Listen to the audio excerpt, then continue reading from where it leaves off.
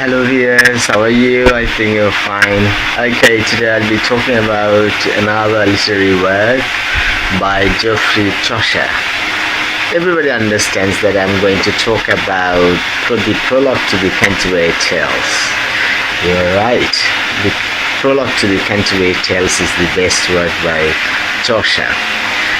He did not intend to write the prologue to the Canterbury Tales. He wanted to write number of stories, and to write a number of stories he wanted to have a preface to the storytellers. Suppose monk, the knight, the nun priest, these are actually storytellers. Interestingly, when he was going to write those stories, before starting he wanted to introduce the storytellers, and in such a way he introduced the storytellers. The storytellers' introduction became the best literary work. That's so fantastic.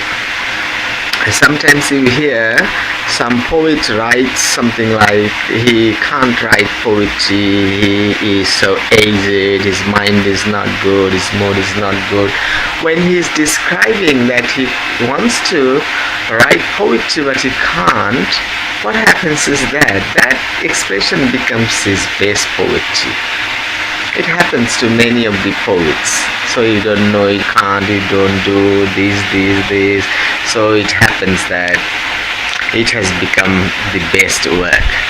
So here Chaucer actually wanted to write the stories, but he just introduced the storytellers. So you understand. One thing is also special here. He has brought out all the storytellers from all works of people, all classes of people. But two classes of people are absent: the kingly people are absent, and the working class people are also absent. There are doctors, monks, knights, and all works of people. They are there. So I also tell beforehand that I have made the text very easy. I have given the meanings of the difficult words. Another thing is that Chaucer was actually very old, in 14th century he was born and he wrote this work. And at the time the people of England, they used to use Middle English. It was not so old, it was not so modern. And if you read the original text by Chaucer, you can't understand. Even when you're born in England, your mother tongue is English, still you can't understand, because a huge difference between Old English and Middle English and Middle English and Modern English. So this work has been translated later on, and that's why you can read the book in English, in modern English, so that you understand. So there are characters. They were actually going to the pilgrimage together, and they passed the night at an inn, Tabard Inn, and there the host was very funny, interesting a character, and he was also a very humanitarian. So when he saw a lot of people, great people, important people, the monk, the knight, the prioress, the plowman, and all these people, the host gave a proposal.